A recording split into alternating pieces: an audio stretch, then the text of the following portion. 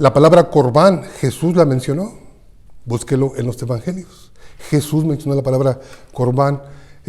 Tiene otro significado más profundo, el acercarnos a Dios, como ya lo había dicho.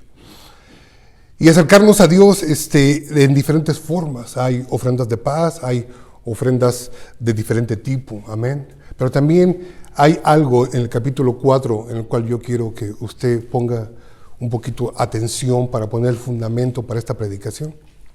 En el capítulo 4 del libro de los principios del Pentateuco, la palabra del Señor nos habla sobre ofrendas del pecado, lo cual todos sabemos, amén, que Jesús murió y derramó su sangre como ofrenda por nuestros pecados, amén. O sea, no es nada nuevo para usted, simplemente quiero llevarlo desde el principio. Luego quiero llevarlo a los evangelios para luego terminar en el Nuevo Testamento y vea el enlace que se hace en la relación con el pecado. Y en la palabra del Señor solamente voy a leer unos cuantos versículos del 1 al 3 y después me voy a brincar para poder avanzar, porque todo el libro de Levíticos, si nos ponemos a leerlo versículo sobre versículo, no entenderíamos nada, ¿no? Dice Levíticos 4, versículo 1, dice: habló Jehová a Moisés diciendo, habla a los hijos de Israel y diles, cuando alguna persona pecare por hierro en alguno de los mandamientos de Jehová, sobre cosas que no se han de hacer, e hiciere alguna de ellas, ¿ok? Entonces ahí está, repite esto que le voy a decir. La palabra, Dios tenía en mente que su pueblo Israel iban a pecar. ¿Amén? Y por eso hizo provisión a través del libro de Levítico. ¿Sí me está usted comprendiendo?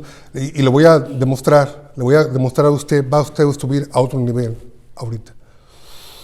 Va a decir, no veo este nivel, espéreme tantito. Dice, entonces el Señor hizo estas maneras para que la gente se acerque a Él. Ya Rosendo lo dijo, para acercarnos a Dios. Generalmente, la naturaleza humana, cuando uno peca, si regresamos a unos libros más para atrás, ¿qué fue lo que hizo Adán y Eva en cuanto pecaron? Fueron y se escondieron. Esa es la tendencia del pecado en nosotros, el escondernos. El libro de Santiago, si no me equivoco, maestro, corríjame usted, el libro de Santiago nos dice claramente, dice, oh almas adúlteras, acercaos a Dios y Dios se acercará a vosotros. O sea, ¿qué es lo que nos está diciendo? No nos está ofendiendo, nos está diciendo, hey, cuando caemos, cuando estamos en problemas, es el momento preciso en el cual tenemos que correr en dirección hacia Él. Amén. No tenemos que correr hacia escondernos. Puede ser mucho más peligroso el ocultar un error, una falla, un pecado. Aún la palabra lo dice claramente, dice, el que no confiesa sus pecados no prosperará, punto y aparte. Así de fácil. Entonces el Señor sabía que su pueblo Israel iban a pecar. Entonces hizo provisión y empezó desde la cabeza. Si usted se enfoca en el versículo 3, fíjese lo que dice, muchachos, pongan mucha atención para que no nos sorprendamos en el mundo en el que vivimos. Dice, y el sacerdote ungido, si el sacerdote ungido, ¿qué dice? Pecare. Entonces, Dios estaba consciente que un líder podía también pecar. Amén. Un sacerdote.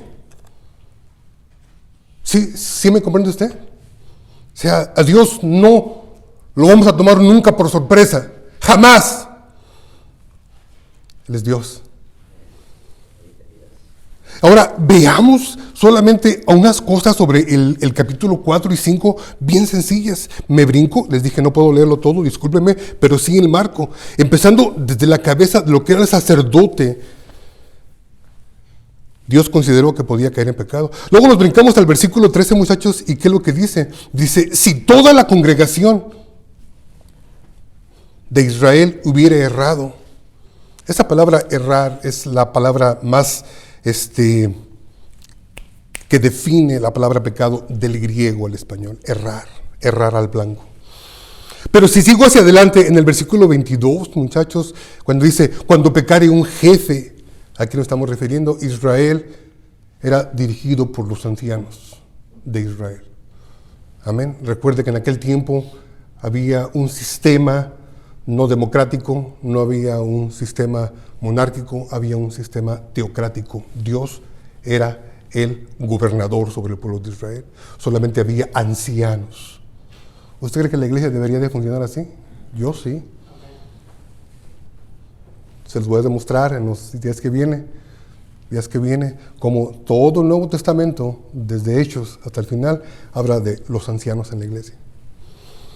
Deje a un pastor solo. Lo más seguro es que desvíe la iglesia de la voluntad de Dios. Una sola persona no puede pastorear una iglesia. Es un grupo de ancianos donde la sabiduría fluye y el Espíritu de Dios se manifiesta para tomar decisiones y nunca permitir que un solo hombre dirija una iglesia. Se lo digo por experiencia. Vengo de 3 iglesias que están cerradas ahorita.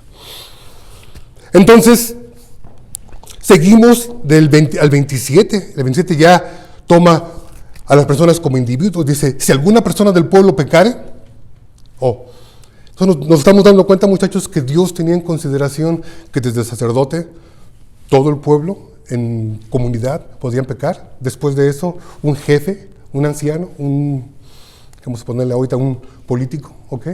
Y después de eso, cada persona individualmente. Cuando usted se brinca al capítulo 5 del libro de Levítico y sigue el Señor dando ejemplos de cómo la persona podría caer en pecado.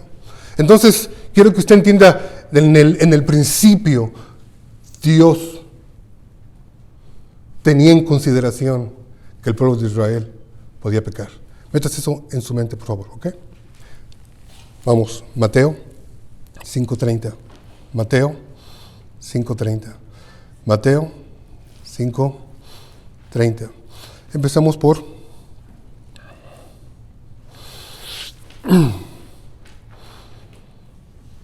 el 27 y acabamos en el 30. Jesús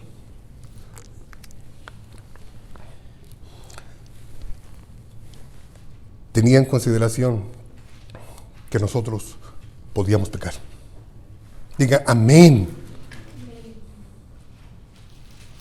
Por eso, en el Sermón del Monte, el más importante, el primero de sus sermones, empezó dando este mensaje. Y fíjense cómo Jesús nos invitó a tratar con el pecado. Bueno, inicialmente Dios en el libro de Levíticos expuso la idea de poner ofrendas que nos iban a costar y que íbamos a ver la muerte de un ser inocente como lo que es un cordero por nuestras agresiones. Jesús se eleva un poquito más y nos da unas claves por si pecamos, que a veces si no las entendemos bien podemos caer en error. Dice el versículo 27, 5:27, dice, oíste que fue dicho, no cometerás adulterio. Pero yo os digo que cualquiera que mira a una mujer para codiciarla, ya adulteró en su corazón. Jesús no se espantó de trabajar con nosotros, seres humanos, amén.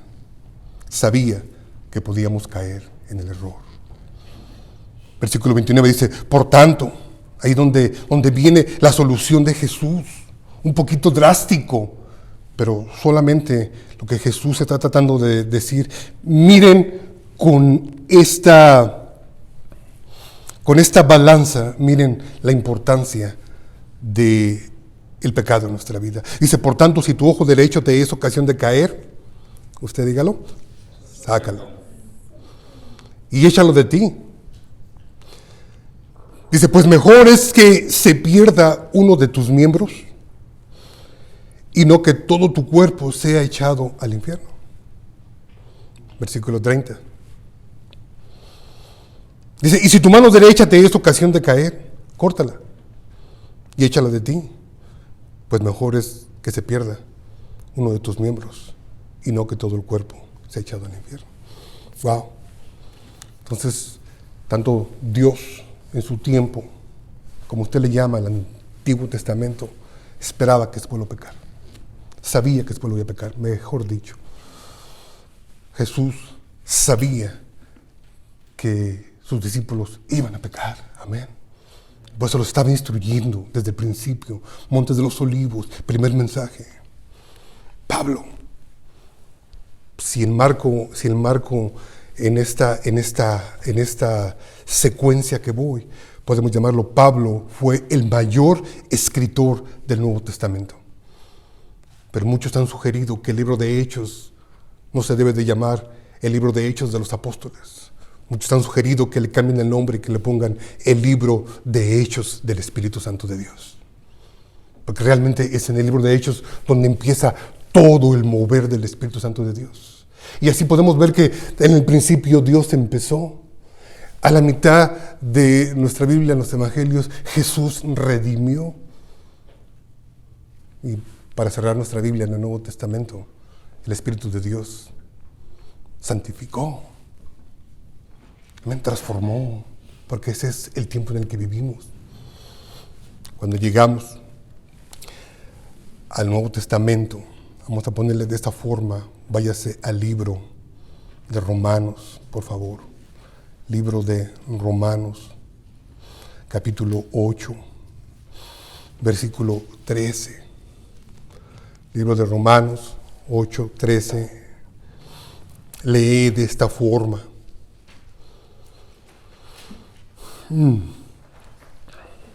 Dice, porque si vivís conforme a la carne, ¿qué dice? Moriréis. Y ahí nos da un reto, nos da una solución. Ya no es ofrenda como la propone el libro del Levítico. Ya no es el mutilarnos como lo propone Jesús, no que lo propuse directamente, sino quería que miráramos el enfoque que le debemos de tener a cómo lidiamos con el pecado. Jesús nunca intentó que nosotros nos mutiláramos. Simplemente fue una expresión de decir, tan grave es el pecado en sus vidas que tienen que alejarse de él. Pero para llegar más hacia adelante, llegamos al libro de Romanos, debajo de la unción del Espíritu Santo, el apóstol Pablo en Romanos 8:13 dice explícitamente algo pues, que quizás pocos comprendemos. Quizás donde pocos hemos llegado a ese lugar. Porque nos dice 8:13, claramente nos dice algo en el cual, si no ha llegado ahí, yo creo que sería un buen principio para proseguir en nuestra vida hacia esa dirección. Porque si vivís conforme a la carne, moriréis. Más nos da la esperanza y nos da la solución. Dice, más si por el Espíritu hacéis morir las obras de la carne, viviréis. Wow. ¿Te has dado cuenta? Y usted puede decir, bueno, ¿por qué Dios está en su eterna sabiduría no empezó desde el principio por darnos su Santo Espíritu y asunto arreglado? ¿Verdad que sí? Digo yo, ¿para qué tantos años de ley para luego venir Jesús y 3 años de evangelio para luego llegar a donde estamos, a Romanos 8:13, y nos dice, haced morir las obras de la carne por el Espíritu? Digo yo, si al final de cuentas nos la iba a dejar a nosotros, ¿por qué no nos lo dijo desde el principio y nos hubiéramos evitado muchas hojas en la Biblia? Se podría decir eso. Déjame explicarle por qué. De la boca de Jesús. Yo no explico la Biblia, yo solamente soy un exageta, solamente la expongo. Vamos a Mateo.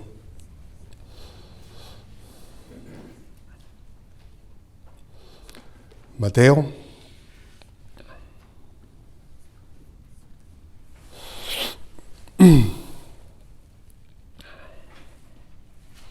19:8. Mateo 19:8. Cuando lo encuentre, diga amén.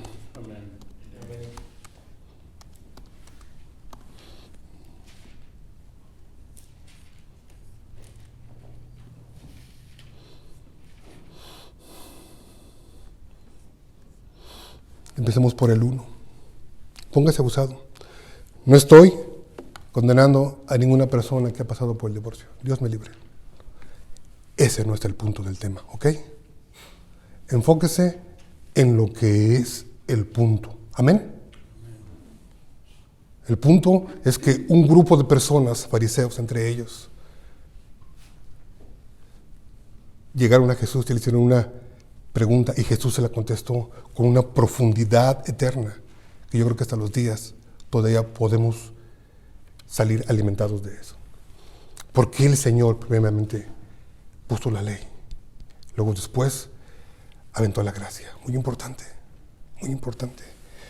Dice, aconteció que cuando Jesús terminó estas palabras, dice, se alejó de Galilea y fue a las regiones de Judea, al otro lado del Jordán. Dice, y le siguieron grandes multitudes y lo sanó ahí. Dice, entonces vinieron a él fariseos tentándole. Fíjate la intención de estos tipos. Y diciéndole, ¿es lícito al hombre repudiar a su mujer por cualquier causa? Explique explícitamente, déjeme explicarle por qué lo dijeron. Todavía a nuestros días, en el judaísmo ortodoxo, usted como varón, si su esposa no sabe cocinar, usted tiene el derecho de divorciarse de ella. A nuestros días. Dentro del judaísmo ortodoxo sigue existiendo esta semilla de ignorancia que inundaba a los fariseos. Dice, porque fíjate lo que dice, ¿por cualquier qué? Repita la palabra, es por cualquier causa. No sabes cocinar, no sabes planchar, no me puedes dar hijos, entonces tengo derecho a divorciarme de ti y conseguirme otra. Pero fíjese en la palabra, amén. Fíjese en la intención, si no, no va usted a entender el mensaje. Fíjate la osadía de esos tipos de venir a cuestionar a Jesús y decirle, hey, teníamos más libertades con Moisés. Moisés nos permitió que por la mínima conducta inapropiada de nuestra esposa le diéramos carta de divorcio. Es más, con respeto a mis hermanas, a las mujeres, con mucho amor, yo les digo esto. Aún si la mujer estaba en sus días de menstruación y no le avisaba al hombre y el hombre se ensuciaba, eso era causa de divorcio. Y a la fecha sigue siendo así para muchos judíos ortodoxos. Fíjese en la mala intención de estos tipos. ¿Me está usted siguiendo hacia dónde voy? El punto aquí no es el divorcio. El punto es su corazón de ellos. Entonces, la pregunta es clara. Dice, ¿es lícito al hombre repudiar a su mujer por cualquier causa? Y él respondió y les dijo, porque Jesús es la palabra viva. Dice, no habéis leído. Fíjense nada más a dónde los mandó. Dice, no habéis leído que el que los hizo al principio, varón y hembra, los hizo. Génesis. ¿Los aventó hacia dónde? Hacia los principios. Les dijo, tan avanzados están ustedes, intérpretes de la ley, que se han comido lo elemental de los principios. Eso fue lo que les estaba diciendo. Tan espirituales se han vuelto, buscando excusas para destruir a sus cónyuges, que se les ha olvidado el principio. Y dijo, por eso el hombre dejará a padre y a madre, dice, y se unirá a su mujer, y los dos serán una carne. Así que ya no son más dos, sino que una sola carne. Por tanto, Lo que Dios juntó, no nos separará del hombre.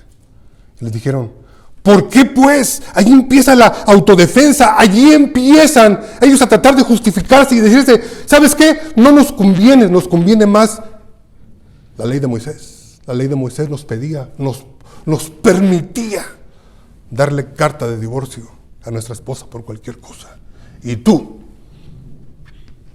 no lo permites. ¿Va usted entendiendo cuál es la plática aquí, la charla? Dice, ¿por qué pues mandó Moisés dar carta de divorcio y repudiarla? O sea, dejarla ir. Le daban a la mujer y usted regresa a los principios. Tenía usted que darle su carta de divorcio a su esposa y despedirla, darle su dote. Papá Abraham lo hizo así. ¿Con quién? ¿Con la mamá de quién? De Ismael. Entonces, corrían la sangre. Si no eran tontos, sabían usar la palabra a su conveniencia, estos tipos. Pero Jesús, que es la palabra viva, dice, ¿por qué pues mandó Moisés dar carta de divorcio y repudiarla? Y el 8 es el enfoque que yo quiero que usted tenga en la mente. Dice, por la dureza de vuestro corazón. ¿Por la qué, muchachos? Por la dureza de vuestro corazón, Moisés os permitió repudiar a vuestras mujeres. Voy a cambiarle ahí esta palabra de Moisés. Dice, por la dureza de vuestro corazón, Dios instituyó la ley a través de Moisés, porque su corazón estaba muy duro. Sí, se oyó igual. Pero es prácticamente lo que está diciendo. Amén. Porque cuando las palabras cita Moisés, cita la ley. Y la ley no cayó sola del cielo. ¿Dios qué? La escribió, la dio, la dictó. Entonces, aquí le está diciendo a Jesús, ¿por qué? Porque su corazón estaba muy duro y no estaban listos, se repite esta palabra, no estaban listos para poder ser elevados al punto donde van a ser elevados cuando reciban el Espíritu de Dios. Es lo que le estaba diciendo. Entonces, ya, cierro la palabra porque yo me pico y voy.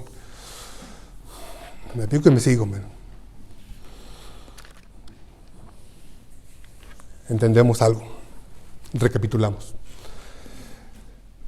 Dios esperaba que Israel pecara. Sabía, amén.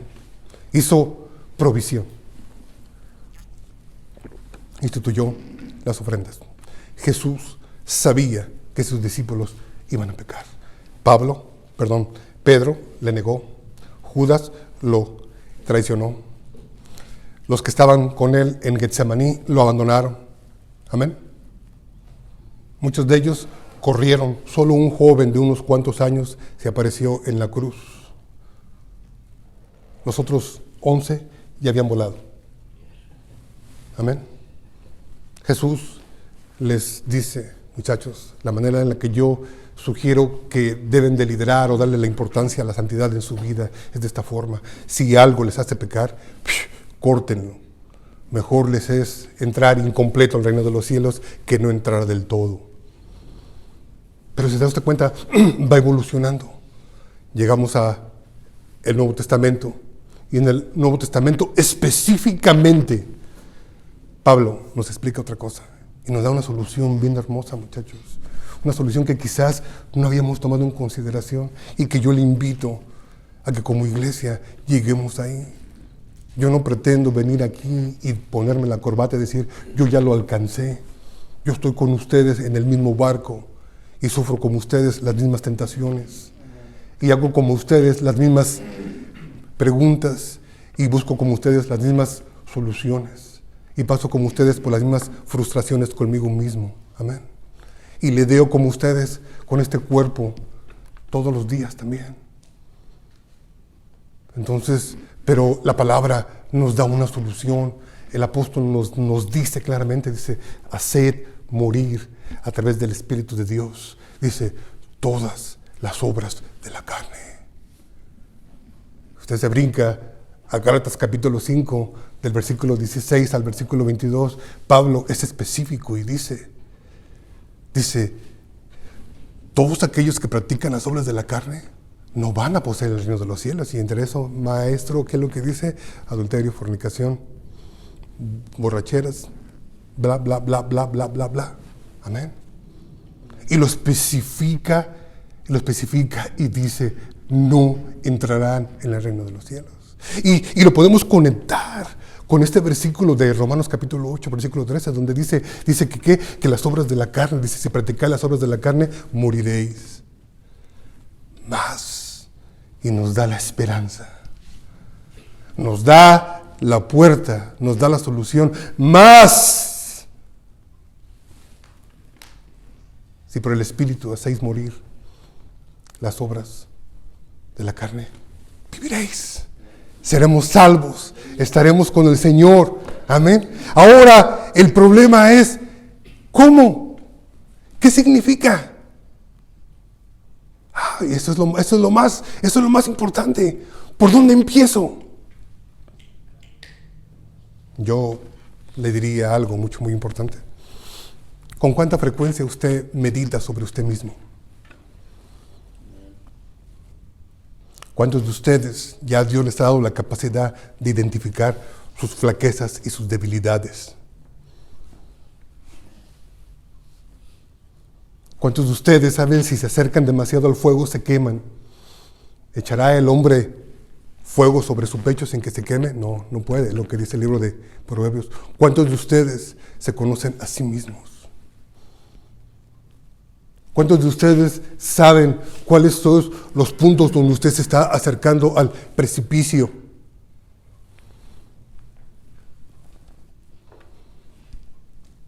¿Cuántos de ustedes se han puesto a pensar en esto? Porque Pablo, si nos damos cuenta, no tenemos que ir para allá. Simplemente en Romanos 7, él hizo un análisis de su vida y de su problema y dice, para no meterme en problemas, dice, hago lo que no quiero. Y lo que no quiero hacer, eso hago. Porque he descubierto que si hago lo que yo quiero, dice, es el pecado que obra en mí. Por eso voy en contra de mí mismo y hago lo que por naturaleza no quiero. Amén. ¿Cuántos de ustedes han entendido que en su vida hay una lucha entre vivir el Espíritu y vivir en la carne? Porque el libro de Gálatas nos dice que están constantemente, ¿en qué? En contra, peleando, chocando dentro de nosotros. Es más, si usted no siente eso, yo dudaría que usted entiende lo que es pecado. No se ofenda. Usted es de los que allá en el mundo viven debajo de la gracia y hacen lo que se les venga en gana. Amén. Después de todo, Dios ya los perdonó de todo. Pablo es explícito en el libro de Gálatas capítulo 5. Solamente no tiene que ir para allá. Gálatas 4.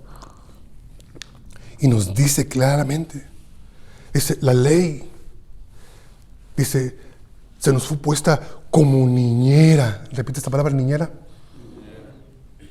Yo tenía una niñera.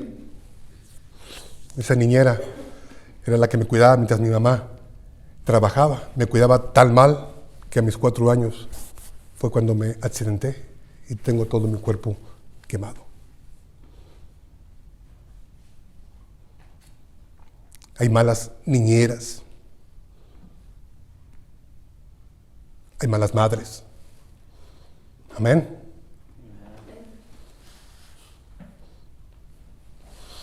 Pero Dios nos puso una niñera. Nos puso la ley. Entendámoslo de esta forma. Además, déjenme leerlo rápidamente. Son 5 versículos. Gálatas capítulo 4, versículo 1 dice, pero también os digo, dice, entre tanto que el heredero es niño, usted.